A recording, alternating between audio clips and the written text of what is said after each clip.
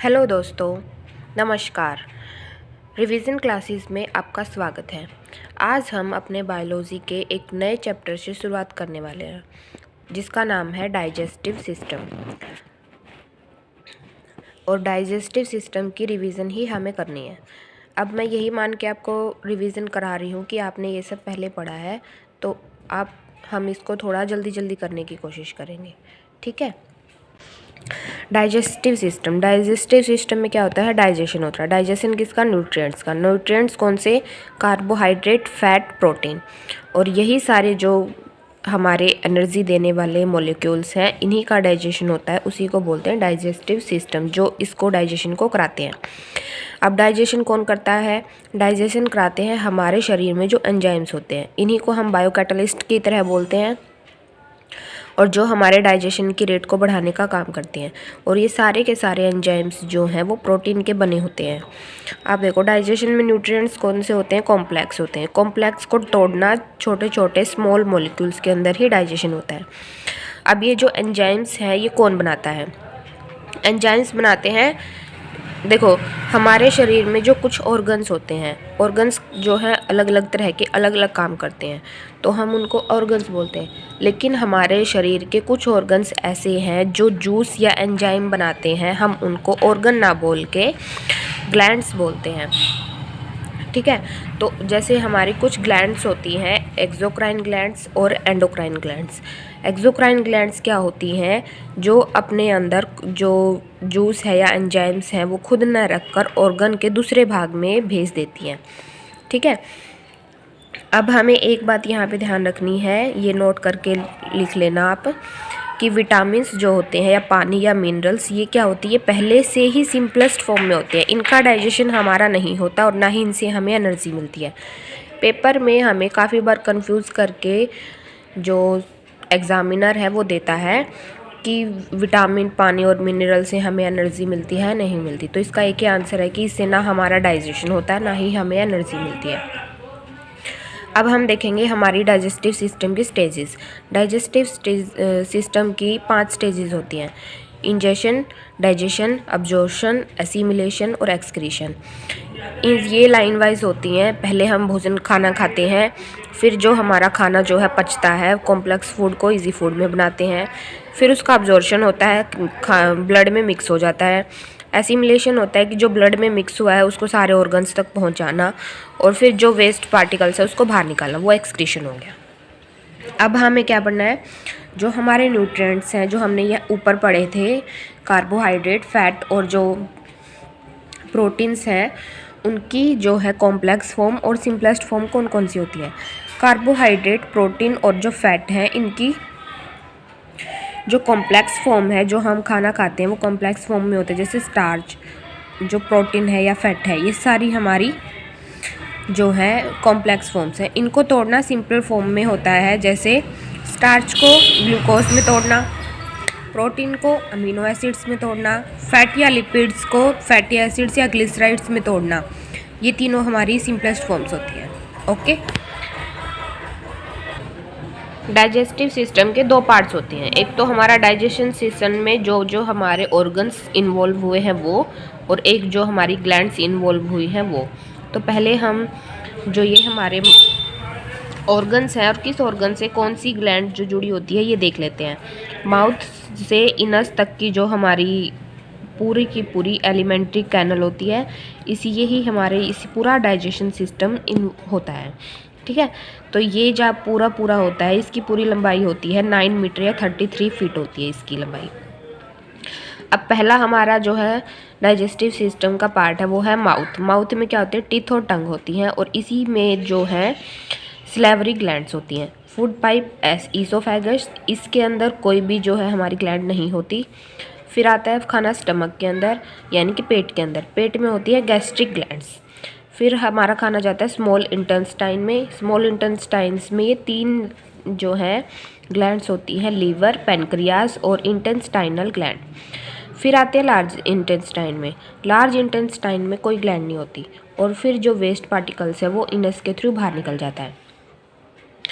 अब हम एक एक करके ये सारे के सारे ऑर्गन्स के बारे में पढ़ेंगे। पहला है माउथ। माउथ में क्या होता है, डाइजेस्टिव सिस्टम जो है हमारा स्टार्ट होता है। माउथ के अंदर क्या क्या है, टीथ और टंग दोनों है, और जो है हमारी ग्लैंड। पहले हम माउथ के बारे में, टीथ के बारे में पढ़ेंगे। टीथ के अंदर हमें क्या क्या पढ़ना है वो देख लो। टीथ की स्टडी को हम ओडेंटोलॉजी बोलते हैं। और जो हमारे दांत हैं वो बच्चों में 20 होते हैं और अडल्ट में 32 होते हैं। जो दांत हैं वो 4 टाइप्स के होते हैं, इंसीजर, कैनाइन, प्रीमोलर, मोलर। जो इंसीजर हैं वो स्माइल वाले टीथ होते हैं, जो सामने के दांत होते हैं। कैनाइन होते हैं काटने वाले। प्रीमोलर होते हैं जिससे हम ग्राइंडिंग का काम करते हैं। मोलर जो होते हैं वो हमारे ग्राइंडिंग और मिक्सिंग सलाइवा का काम करते हैं। ठीक है, ये हमारे दांत का थोड़ा सा स्ट्रक्चर है। जो स्टार्टिंग वाले दांत है वो इंसीजर होते हैं, साइड वाले 2 कैनाइन होते हैं, ये प्रीमोलर होते हैं, और ये मोलर होते हैं लास्ट वाले। ठीक है, ये नीचे वाला मैंडिबुलर जो होता है, ऊपर वाला मैक्सिबुलर जो होता है। ठीक है, जबड़ा होता है जो। अब देखो, इंसीजर दांत होते हैं वो 8 होते हैं, कैनाइन 4 होते हैं, प्रीमोलर 8 होते हैं, और मोलर 12 होते हैं। तो ये टोटल मिला के हो गए 32। लेकिन अभी हमें ये देखना है कि बच्चों में जो 20 दांत होते हैं वो कौन से होते हैं। जो बच्चों में दांत होते हैं वो मिल्क टीथ बोलते हैं उनको, या टेम्परेरी टीथ भी बोलते हैं। और जो यही दांत होते हैं हमारे, जो 2 बार आते हैं, एक बार जब हम बच्चे थे तो टूट जाते हैं, फिर बड़े होके हमारे फिर यही दांत दोबारा आते हैं। तो ये दांत होते हैं इंसीजर, कैनाइन, प्रीमोलर और मोलर। इसमें क्या होता है, प्रीमोलर जो दांत होते हैं वो 0 होते हैं, इंसीजर 8 होते हैं, कैनाइन 4 होते हैं और मोलर 8 होते हैं। तो ये टोटल 20 दांत होते हैं जो हमारे 2 बार आते हैं। और जो हमारे एक बार दांत आते हैं वो 12 होते हैं। ठीक है, तो टोटल मिला के 32 दांत हो जाते हैं जो हमारे परमानेंट टीथ बोलते हैं। ये हमारा डेंटल फॉर्मूला है जो अडल्ट के लिए अलग होता है, चाइल्ड के लिए अलग होता है। ये कैसे होता है, इसमें होता है 2 1 2 3 और इसमें होता है 2 1 0 2। इसमें क्या होता है, ये 2 दांत जो है एक जबड़े के अंदर, ये मतलब एक जबड़े का भी आधे हिस्से के अंदर, इंसीजर, कैनाइन, प्रीमोलर और मोलर। यानी कि जो हमारा मुंह है उसके अंदर एक ऊपर वाला जबड़ा है, एक नीचे वाला जबड़ा है। तो जो ऊपर वाले जबड़े का भी आधा पार्ट है, इधर वाला या इधर वाला, उसके बारे में लिखा हुआ है ये, और ये बच्चों के में लिखा हुआ है। ठीक है, तो आप ये एक बार देख लेना।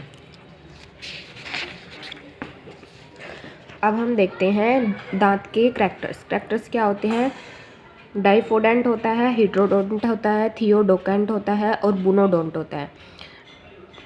डाइफोडेंट होता है जो 2 बार आते हैं। हेट्रोडोंट होता है कि इनकी जो शेप और साइज़ है वो अलग अलग होता है। थियोडोंट होता है कि ये अलग अलग सॉकेट्स में फिक्स होते हैं, मतलब एक ही जगह पे सारे दांत नहीं आते, सबकी जो जगह है वो अपनी अलग अलग है। बुनोडोडेंट का मतलब होता है कि ये पैने होते हैं या नुकीले होते हैं।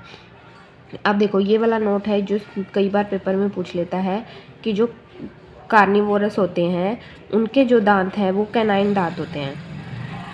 ठीक है, हाथी है जो उसके जो लंबे लंबे 2 दांत होते हैं उनका नाम क्या होता है, उनको बोलते हैं अपर इंसीजर। और जो सबसे ज़्यादा हमारे जो मैमल्स में दांत होते हैं वो डॉल्फिन है, जिसके अंदर 250 प्लस जो दांत होते हैं, ये सबसे ज़्यादा है। ठीक है, अब देखो, जो चार जो दांत होते हैं हमारे, जो मोलर टीथ होते हैं पीछे वाले, जो जबड़े में सबसे पीछे होते हैं, वो वाले दांत जो होते हैं वेस्टिजियल टीथ होते हैं, या विजडम टीथ भी बोलते हैं हम उसको। और हमारी बॉडी के अंदर वेस्टिजियल ऑर्गन्स होते हैं, 4 होते हैं ये वेस्टिजियल, 5 होते हैं वेस्टिजियल ऑर्गन जो कोई काम नहीं आते, वो वाले हैं। पहला है विजडम टीथ हो गया, दूसरा होता है ईयर पन्ना, जो बाहर का कान का जो हिस्सा होता है उसको ईयर पन्ना बोलते हैं। तीसरा होता है बॉडी के हेयर्स जो हम रिमूव कर देते हैं। चौथा होता है अपेंडिक्स जो हमारी लार्ज इंटेस्टाइन से जुड़ी होती है। फिफ्थ होती है टेल बोन। ये टेल बोन के बारे में हम, मतलब ये सारे के सारे ऑर्गन्स के बारे में हम आगे पढ़ेंगे। वैसे भी आप सबको ये पता ही होगा क्योंकि हम रिवीजन कर रहे हैं। स्ट्रक्चर ऑफ टीथ, अब स्ट्रक्चर के बारे में देखते हैं। जैसे कि ये दांत है, ठीक है, इस दांत का ये वाला आउटर पार्ट है। ये दांत जो है हमारा रूट के, मतलब गम्स के अंदर होता है, तो हमें दिखता नहीं है, हमें सिर्फ ये वाला पार्ट दिखता है, ऊपर वाला। ठीक है,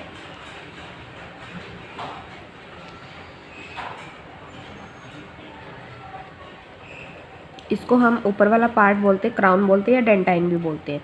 जो ये अंदर होता है जो हमें दिखता नहीं है इसको पल्प कैविटी बोलते हैं, और जो ये गम्स के अंदर धंसा होता है इसको हम इनर पार्ट बोलते हैं, और इसी के अंदर हमारी रूट्स होती हैं। ये गम्स या मसल्स में जो है अंदर होता है। जो ये ऊपर वाली कवरिंग होती है इसको हम बोलते हैं एनिमल। जो आउटर लेयर है ये किसकी बनी होती है, कैल्शियम कार्बोनेट की और कैल्शियम फॉस्फेट की बनी होती है, और इसमें पानी जो है वो 0% होता है, और ये हमारी बॉडी का, ह्यूमन बॉडी का हार्डेस्ट पार्ट होता है। जो इसके दांतों के अंदर जो डिजीज़ होती हैं वो एक तो होती है पायरिया जो प्रोटोजोआ से होती है, और जो पानी जो है एक फ्लोराइड की मात्रा जब ज़्यादा हो जाती है तो हमारे दांत ख़राब होने लगते हैं। और इसका जो मेनली जो जैसे हमारे कैविटी लग जाती है ना, तो उसको दूर करने के लिए एक ट्रीटमेंट होता है RTC, रूट कैनाल ट्रीटमेंट।